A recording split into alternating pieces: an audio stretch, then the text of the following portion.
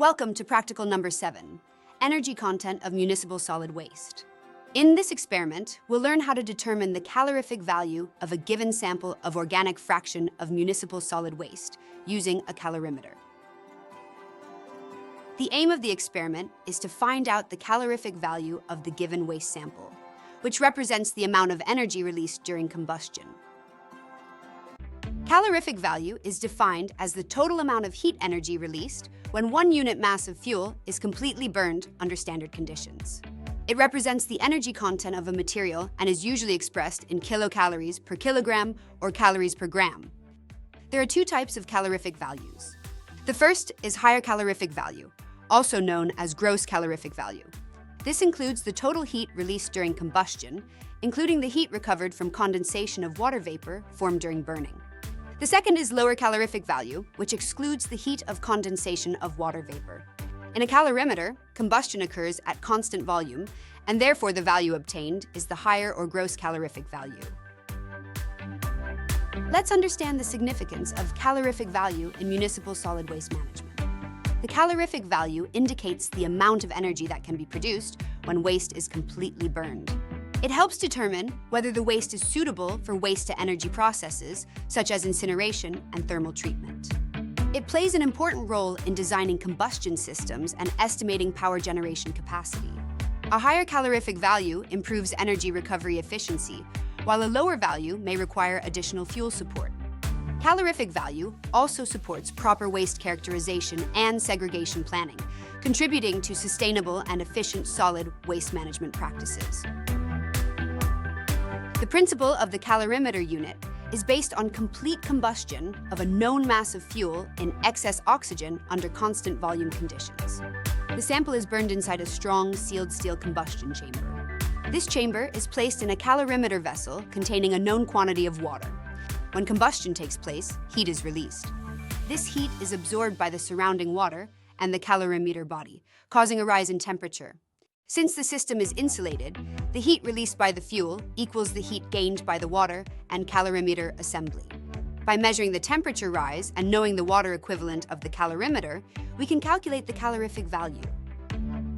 To perform this experiment, we'll need the following materials: a digital balance, a pellet press, a calorimeter, an oxygen gas cylinder, nichrome ignition wire and cotton thread, and a digital differential temperature and firing unit.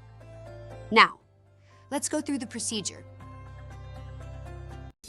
The experiment begins with the municipal solid waste sample that has already been air-dried, ground, and passed through a 211 micron sieve. A small quantity of the sieved MSW is then placed in a pellet press and compressed properly to form a compact MSW pellet.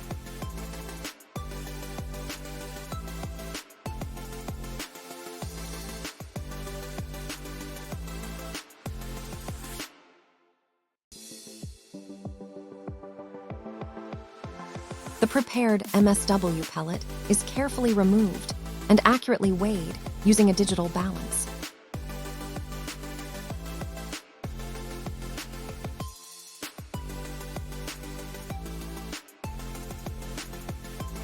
Next, a small quantity of distilled water is added inside the bomb.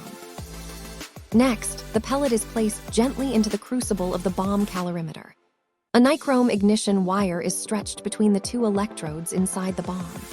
A short piece of cotton thread is tied to the ignition wire, and its loose ends are arranged so that they remain in contact with the MSW pellet to ensure proper ignition.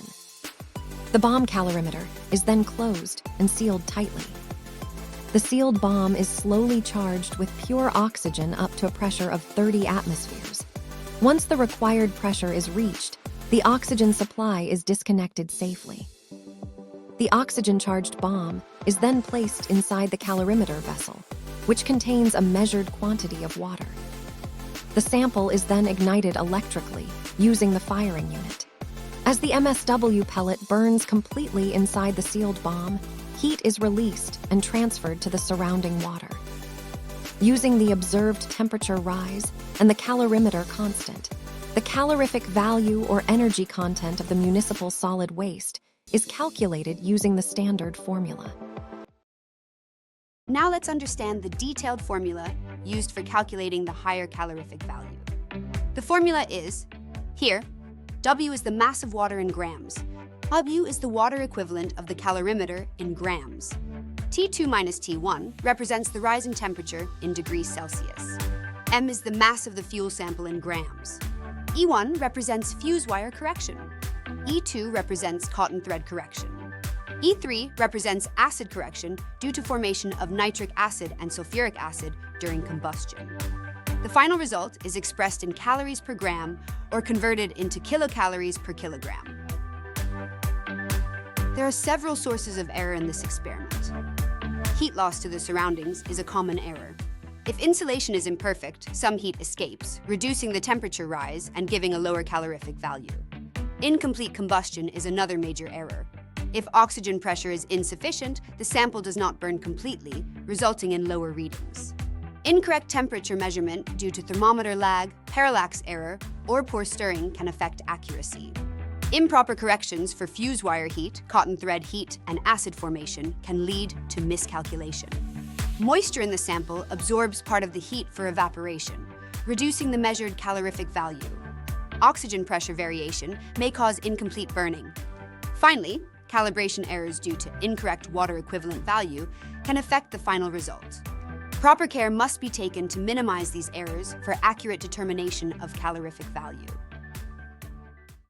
To understand energy generation from waste, it is important to examine its elemental composition. The primary energy-producing elements are carbon, hydrogen, and sulfur. Their standard calorific values are: among these, hydrogen provides the highest heat per unit mass. However, its effective contribution depends on oxygen content present in the waste. Not all hydrogen present in waste contributes to combustion. A portion of hydrogen is chemically bound with oxygen. Therefore, the available hydrogen is calculated using where H equals to percentage of hydrogen, O equals to percentage of oxygen. The division by 8 is based on the stoichiometric ratio of hydrogen and oxygen in water formation. Higher oxygen content reduces available hydrogen, thereby decreasing net energy output. The theoretical gross calorific value, also known as higher heating value on dry basis, is calculated using Dulong's formula. This formula estimates the maximum heat released, assuming complete combustion and condensation of water vapor. Higher heating value assumes that the water vapor formed during combustion condenses and releases latent heat. In actual incineration systems, flue gases exit at high temperatures and water vapor does not condense. Therefore, latent heat is not recovered.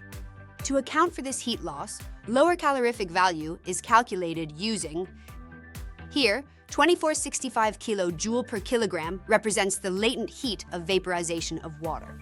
Since 1 kilogram of hydrogen forms 9 kilograms of water during combustion, this correction becomes necessary. Municipal solid waste typically contains significant moisture, often ranging from 40 to 55%. Moisture absorbs heat during evaporation and lowers combustion efficiency.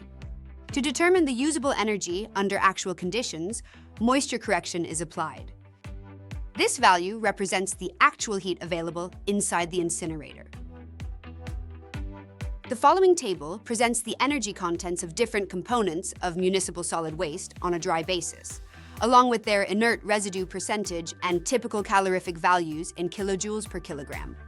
From this table, it becomes clear that plastics and rubber contribute maximum energy. Paper, cardboard, textiles, and wood provide moderate energy. Food waste provides low energy. Glass, metals, and dirt act as inert, heat-absorbing materials. Therefore, the overall calorific value of municipal solid waste strongly depends on its composition. For preliminary estimation of mixed municipal solid waste, an empirical formula is used. This equation provides an approximate, lower calorific value useful for feasibility studies. For self-sustained combustion without auxiliary fuel, LCV must be greater than 1,000 kilocalories per kilogram, or 4,200 kilojoule per kilogram. For incineration with energy recovery, LCV must exceed 1,500 kilocalories per kilogram. Values below these limits require additional support fuel. For safe design, lower heating value on as-discarded basis during high moisture season should be considered. Let's now understand this concept with a numerical example. Consider the following data for municipal solid waste. The gross calorific value on dry basis is 20,000 kilojoules per kilogram. Hydrogen content is 6%. Moisture content is 50%. First, we calculate the lower calorific value on dry basis. To do this, we use the hydrogen correction formula. That gives us 18,669 kilojoules per kilogram. Now, this is the lower calorific value on dry basis. However, actual municipal solid waste contains moisture.